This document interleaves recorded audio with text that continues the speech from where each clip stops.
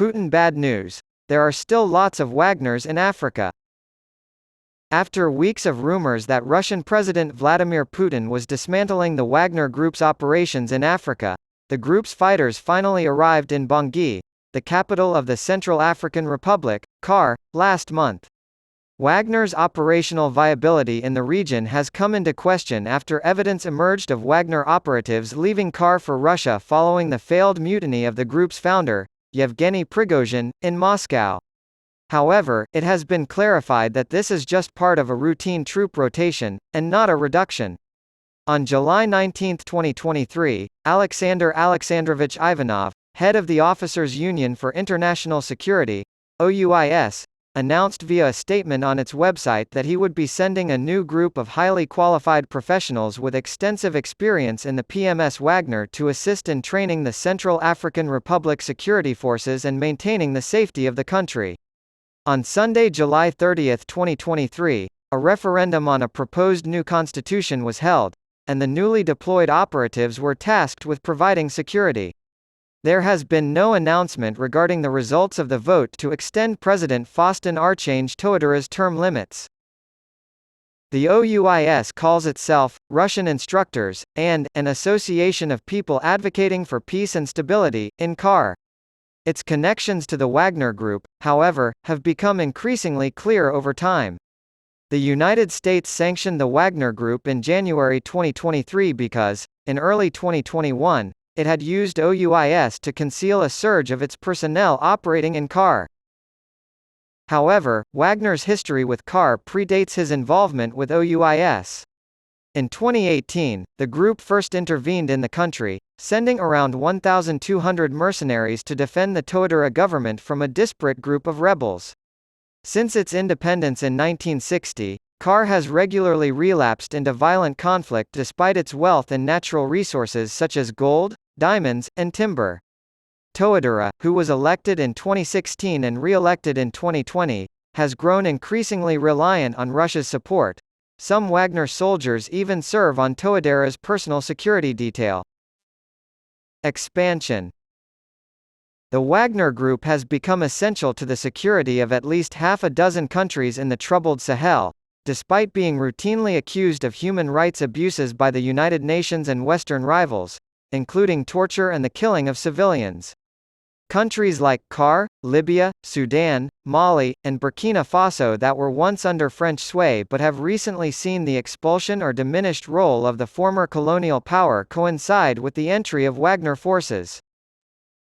Wagner's activities in Africa, which include combat operations, disinformation campaigns, and personal protection, have come under scrutiny in the weeks following Prigozhin's failed mutiny. However, recent developments suggest that Wagner may be planning to increase rather than decrease its footprint in Africa.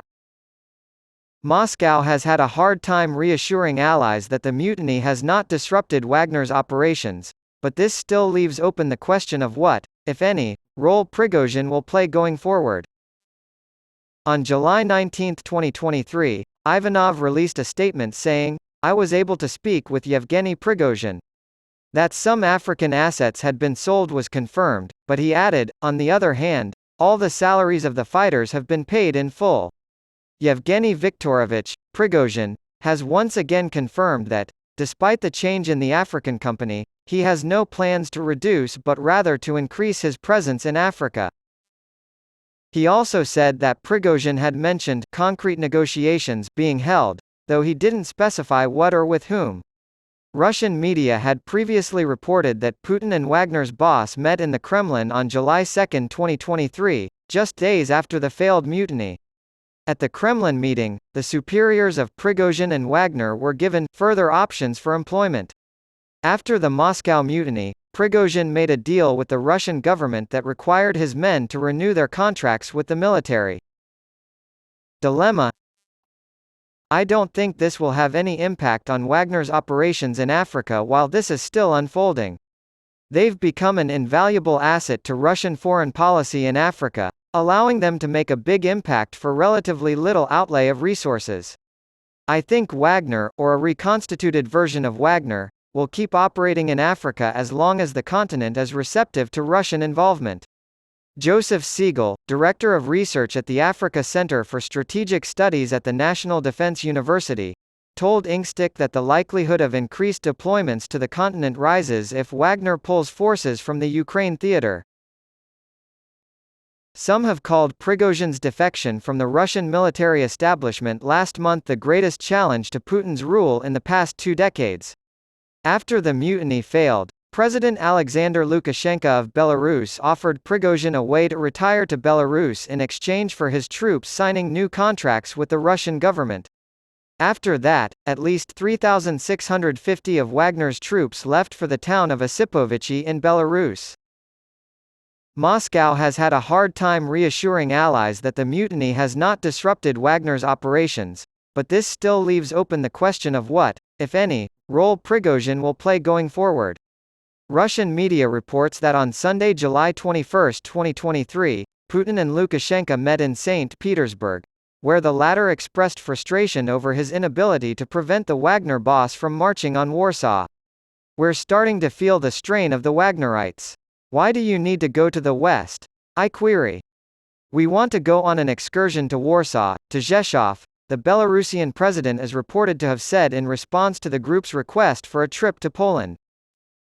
Because he controls a great deal of Putin's wealth, Prigozhin is still alive.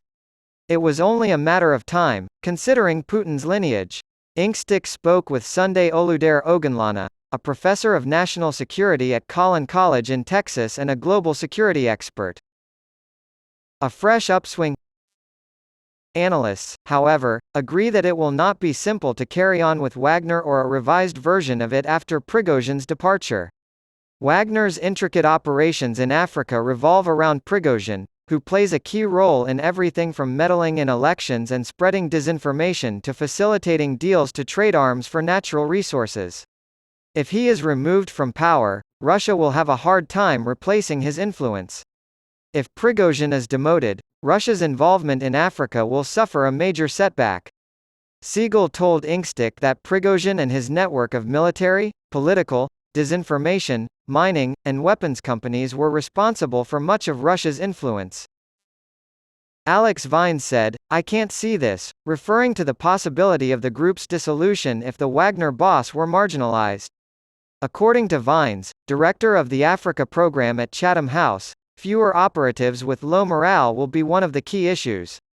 He cited the reluctance of African governments to maintain ties with the mercenary organization as the greatest obstacle. "I believe the Mali military junta will have to seriously consider whether or not Wagner can be a reliable long-term ally, especially as Nigeria and the Economic Community of West African States, ECOWAS, become much more forceful in the region." Vines added that there could be increased pressure to replace Wagner with a stronger regional force. At the moment, however, the uncertainty of Wagner's future is causing great unease among African regimes that have come to rely heavily on the organization and, by extension, Russia. Siegel proposes a solution in which Moscow would ban Prigozhin from Russia but would allow him free rein in Africa. Because of this, Wagner activity in Africa will increase dramatically again. Because the continent is so tolerant, Wagner had already made preparations to expand there. Siegel remarked to Inkstick that Wagner could easily become involved in a half-dozen other countries if given the opportunity. The recent coup in Niger might just be the opportunity Wagner needs to expand, Ogunlana said. Niger, a poor, arid, but resource-rich country in the center of the Sahel, has long been seen as a bulwark of the West in a region plagued by Islamic terrorism, the persistence of which, despite years of regional and global security initiatives, has contributed to a growing anti-French sentiment. The French embassy was attacked by protesters waving Russian flags on July 26, 2023, after soldiers loyal to General Abdourahmane Tiani, head of the country's presidential guard, seized power following the ouster of President Mohamed Bazoum. Abubakar Salou Maiga told Inkstick, "We want France out of our country because France brings only trouble, poverty, and terrorism." Maiga is an engineer in Niamey, the capital of Niger. He is 44 years old.